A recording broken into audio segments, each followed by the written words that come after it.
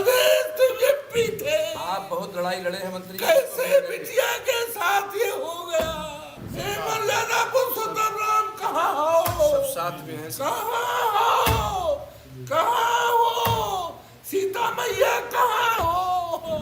कि जो घटना यहाँ हुई थी निर्भया कांड, अभी तक मैं निर्भया कांड की दर्दनाक घटना को सुनता था, लेकिन कल जब मैं उस परिवार में गया, परिवार तो है सहनवा है, हमारे संसदीय क्षेत्र में है, सरदार पटेल वार्ड हमारे लोकसभा के संसदीय क्षेत्र में है। मैंने जब सुना कि एक दलित बेटी के साथ जितना अत्याचार हुआ है, दुनिया में इस तरह की कोई घटना देखने और सुनने को अब तक नहीं मिली है। मैं मौके पर गया, उसकी मां बेहोश पड़ी है, उसकी बेटी बहन मूर्छित है, बाप मूर्छित है, सारे लोग डरे और दहशत में हैं। मैंने पूछा, बताओ कैसे हुआ? तो एक महिला ने, जो उसकी दादी लगती है, अपनी सारी बातें बता दी। यहां तक उस बेटी की स्थिति कैसी थी, मुझे शर्म लग रहा है। जबान खोलने में उस बेटी की नग्नावस्था के बाद क्या क्या हुआ है, निर्वस्त्र करके कौन से बदन काटे गए हैं, कहाँ क्या किया गया है, मुझे बहुत शर्म आ रही है। बहुत शर्म आ रही है। मैं देश की जनता के सामने स्वयं लज्जित हो रहा हूं। यहाँ के देवतुल्य मतदाताओं ने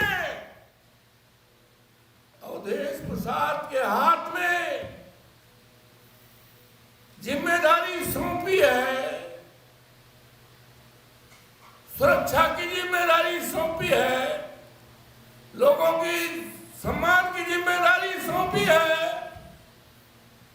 लेकिन आज हम देश के सामने क्या कह पाएंगे?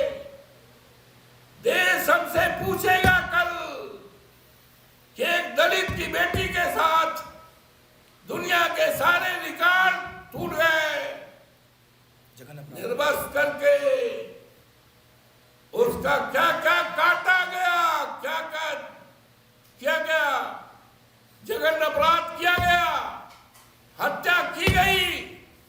निर्भया कांड से 1000 गुना यह गंभीर मामला है। और हमने देखा, मैं उस बेटी को मिट्टी देने भी गया था और बाप को, परिवार को, सब सामे हुए थे।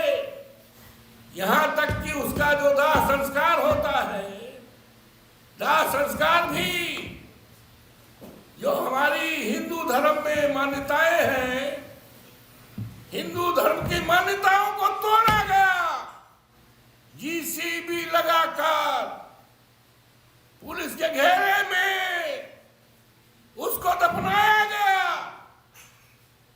हमने भी 5 मुट्ठी जीसीबी को कहा, भैया जीसीबी देखो मेरे ऊपर न गिर जाए, किसी तरह 5 मुट्ठी उस मिट्टी उस बेटी की समाज में मैंने डाला है।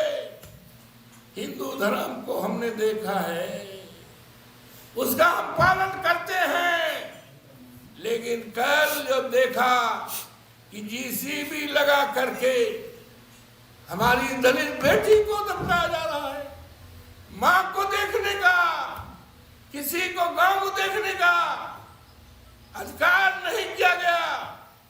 पुलिस अपने सामने करवा रही। जीसीबी हमने या तो देखा था जब गौशालाओं में हमारी गायें पानी बगैर, खाना बगैर, दवाई बगैर, उपचार बगैर मरती हैं, तो मैंने बैसिंग में जाकर देखा था जो हमारे संसदीय क्षेत्र में है, गायों को दफनाते हुए जीसीबी के द्वारा।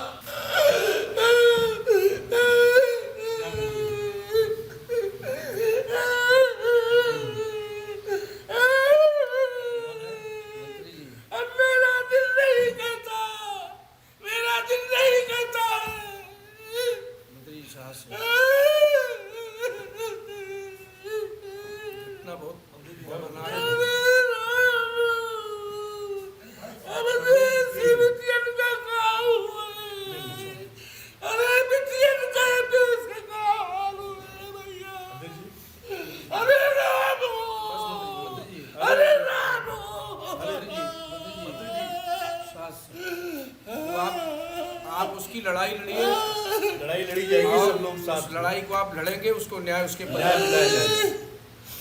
हमें जाने दो दिल्ली लोकसभा में जाने दो। मोदी के सामने हम बात रखेंगे। न्याय न मिला तो हम इस्तीफा दे देंगे, लोकसभा से हम इस्तीफा दे देंगे। हम बचाने में, हम बेटी की इज्जत बचाने में नाकामयाब हो रहे हैं। इतिहास क्या कहेगा? मारामारी में इतिहास सैकड़ों साल बाद क्या कहेगा? अरे तुम ये पीते, आप बहुत लड़ाई लड़े हैं मंत्री। कैसे बिटिया के साथ ये हो गया? रामो, आपने कितने लोगों को न्याय दिलाया? बहुतों को आपने न्याय दिलाया है, फिर न्याय मिलेगा।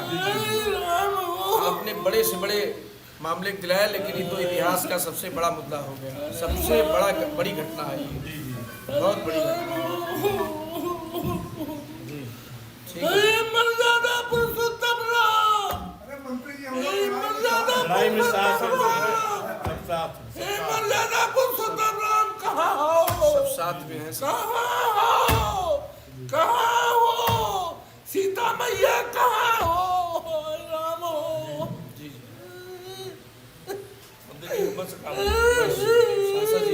हमें जाने दो दिल्ली, हम इस्तीफा दे देंगे। नहीं, आप लड़ाई लड़ेंगे, न्याय दिलाना है। लड़ाई को आप लड़ेंगे, नहीं देना, न्याय दिलाना है, न्याय दिलाना। लड़ाई लड़ना, आप तो हर लड़ाई को लड़ते हैं। लड़ना है, परिवार को न्याय दिलाना है, दोषियों को फांसी दिलानी है। इस्तीफा नहीं देना है आपको इस्तीफा देने के लिए नहीं, परिवार को न्याय दिलाने के लिए और ऐसे दोषियों को सजा दिलाने के लिए आपको चुना गया है। अयोध्या को सुरक्षित रखने के लिए आपको सांसद बनाया। और क्या, जो भी दुर्दांत अपराधी हैं बख्शे नहीं जाएंगे।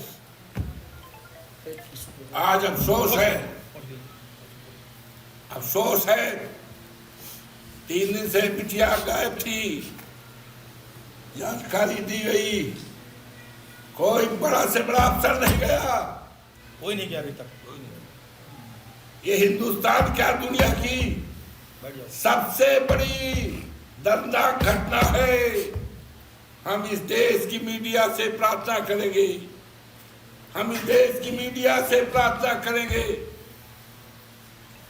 दुनिया की मीडिया से हम प्रार्थना करेंगे कि आज उस घर पर जाओ जिस घर में एक माँ ने अपनी बेटी को 9 महीने तक पेट में रखा था।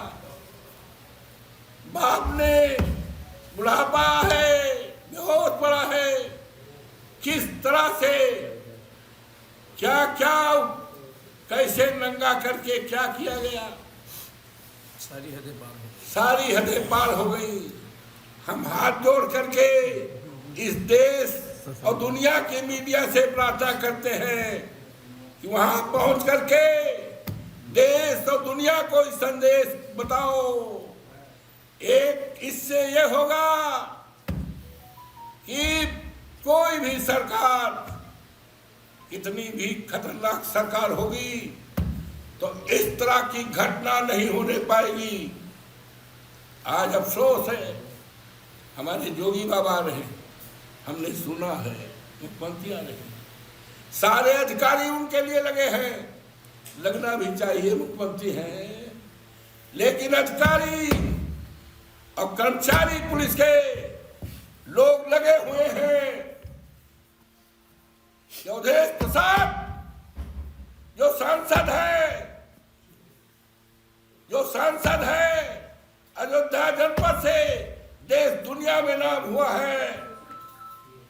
अब अजीत प्रसाद जो अखिलेश यादव जी का कार्य करता है, पीडीए का कार्य करता है, इंडिया गठबंधन का कार्य करता है, अखिलेश जी ने सबसे राय बात लेकर हमारे नेता बैठे हैं, इसको चुनाव लड़ाया है।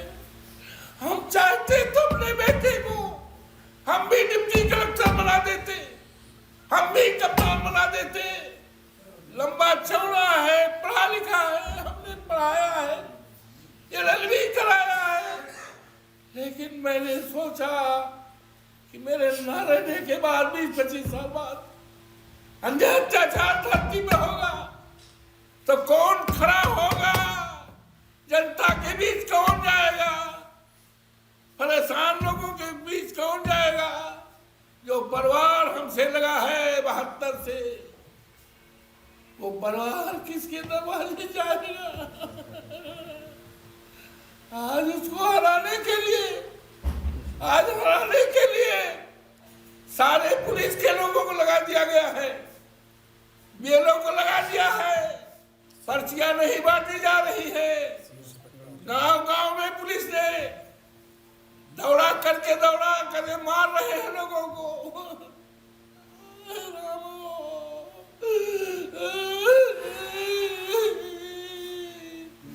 पुलिस को चाहिए था, शाहनवा में जो घटना हुई है, कौन दोषी है हम अपने जबान से नहीं कह सकते हैं, कौन दोषी है उसका पता लगाओ।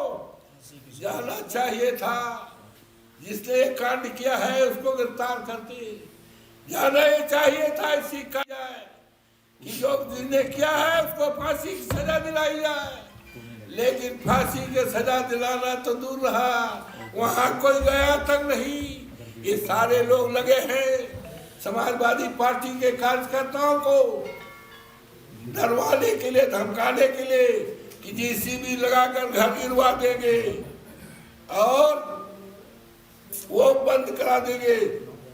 जितनी सब है सब बंद कर दिया है और चुनाव में गुंडागर्दी कराई जा रही है। और हमारे प्रचार वाहन एक कोरी बिरादरी का है, उसको सीओ ने गाली दिया है, धमकी दिया है, दिखाई पड़ोगे हाथ पैर तोड़ देंगे, घर को गिरा देंगे। वो दहशत में है। कल उसका वो बढ़ गया था, हार्ट अटैक से बच गया, डॉक्टरों को बुलाकर हमने उसकी कल जान बचाई, जिसको सीओ ने धमकी दिया था। पूरे देश में जा रहा है, ये क्या हो रहा है?